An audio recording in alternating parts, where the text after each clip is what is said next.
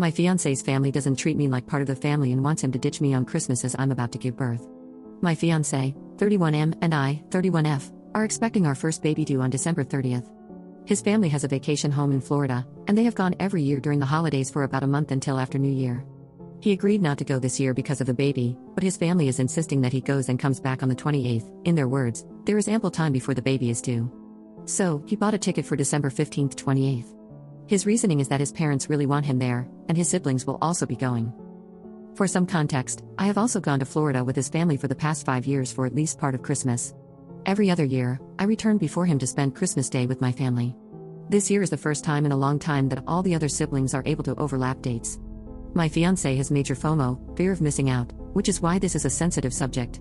His parents have always been weird about keeping their family close. There was a major conflict between him and his sister-in-law last year that ruined the vacation and drove a wedge between him and his siblings.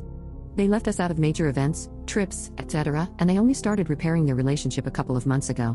While they are trying to fix things, they have left me out of it. They've never said it outright, but little things suggest they don't consider me completely part of their family yet since we aren't married. Anyhow, this is bothering me a lot more than I thought because I know pregnancies are unpredictable, especially in the last trimester, and if anything happens leading up to the due date, I need him there. My parents are away overseas dealing with a grandparent emergency and won't be back until December 26th, and my friends have their families, so I will be completely alone. The other reason, and I guess it's more selfish, is that I will be spending Christmas by myself. It's not the main reason why I'm bothered, but it's a small part of it. He's been spending Christmas every year in Florida since he was 15, and there will be many more trips after the baby is born, so I don't know why he can't skip this year for me. Anytime I bring it up, it results in a very uncomfortable fight about my expectations to put me first rather than his parents. I don't even bring it up anymore. His parents have always been kind to me, but they also don't see any problem, so I think I'm going crazy. Update 1. I'm sorry for not updating sooner. Everything has been overwhelming and I'm trying to deal with a lot. The good news is that my mom arrived home yesterday. When I explained everything to her, her sister, who is a retired nurse, insisted she come too. I'm so thankful to have them here, though it's hard to get my feelings across as there's a bit of a cultural barrier.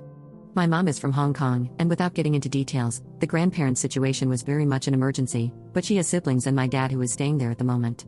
As for my fiancé, I scheduled a virtual appointment with him and my obstetrician to update her and give her a rundown of the situation. Like all of you, she was appalled and strongly recommended he not travel during this time. Her words were, "In my professional opinion, I'm going to very strongly recommend you reconsider your plans. In my personal opinion, I'm going to insist it." It was probably on me for not alerting her sooner regarding his travel plans. After that, he is still going, but adjusting his date so he will be back on the 22nd. There will be a one-day overlap with his siblings. His mom isn't too happy he won't be there for Christmas, and she suggested he fly back later on the 25th instead so he can spend a part of Christmas Day with them, but he said no. It's still not ideal for me. My mom and aunt have insisted on speaking with his parents, so we've scheduled a call with them later today. I reached out to my best friend too about this after I read some of your responses and PMs. She was livid and informed her husband that she doesn't care if it's on Christmas Day. If I go into labor, she will drop everything and be there. She's also been kept up to date about who will be with me while he is away and will be visiting. I know there were a lot of questions regarding the family, but I can't address all of them. It's too much to write out. Yes, I know they don't treat me completely as family. There have always been small passive-aggressive things that bothered me, like not being invited to Mother's and Father's Day events, left out of family secret Santa, not being allowed to sleep in the same room when we visit, etc. Yes, I know that his mother must be aware that he shouldn't be leaving me at 37 weeks.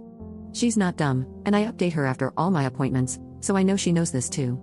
I don't know why she's saying it's okay, but I have an idea why. My mom has made it clear she will be addressing all of this in the call. Some of you wondered how they can afford to go to Florida for a month. His parents are retired and snowbird there. His siblings and sister-in-law all have 9-to-5 jobs that are partly remote, so they are lucky enough to take their work to Florida and work there. My fiancé is a gig worker, so he dictates his own schedule. Obviously, their schedules don't always align. I haven't shown him this thread yet. At the moment, it's just one more thing I don't want to deal with. I may in the future, but I have suggested we go to therapy before we set a wedding date, and he agreed. I'm also seeking counseling for myself. I'll try to update again after the baby comes. It might be a while, but please know that I am safe and have a lot of love surrounding me. Update 2. Happy holidays everyone. I know some of you were asking for an update, so here it goes. My baby girl was born on December 20th at 6 pounds 10 ounces at 9:42 p.m.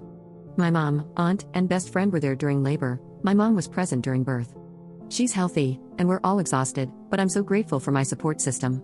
My ex-fiancé did not make it for the birth. During the video call with his mother, my mom told her that he needs to come back immediately, otherwise, she will be taking me home, and they will not be welcome to visit the baby. It was a very heated call, but the outcome was that my mom unpacked up my things, and we went back to my parents' house where I currently am still residing. So, you can guess what happened there. I had a very upsetting phone call with him about his priorities now that we were literally down to the wire, and the conversation ended without much resolution. He hung up on me. I messaged him after our daughter was born to let him know I had given birth and that she was healthy. He tried to video call a lot after that, but I didn't pick up. He returned home on the 22nd as planned. Of course, I wasn't at the condo. I think they all thought my mom was bluffing. He tried to come by my parents' house many times, and at one point, sat outside in his car for hours when my mom and aunt wouldn't let him in. Finally, on Christmas Day, we let him see his daughter, and he and I discussed our future. My mom and aunt have been very vocal about breaking off the engagement, and I agreed that after the call with his parents, I didn't want to be involved with a family who was so selfish.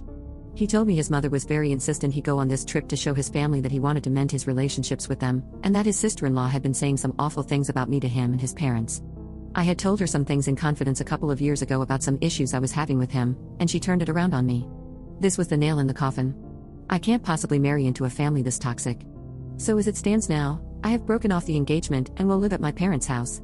We have scheduled couples therapy, and our first session is tomorrow. He has apologized profusely and asked to stay with me to help with his daughter. My mom doesn't want him sleeping here, so he's been coming by in the morning to help with her and then leaving in the evening. His parents have told him that they would like to see our daughter as soon as they come back, and he has video chatted with them once to show our daughter to them. That's basically where we stand now. Undoubtedly, the situation will get more complicated once his parents come back, but I can't think about that right now. My baby girl is healthy and has a nursery set up in my childhood bedroom. She's surrounded by people who would give her the world. My aunt, who I haven't seen since I was 10, is here. Those are the positive things I'm focusing on.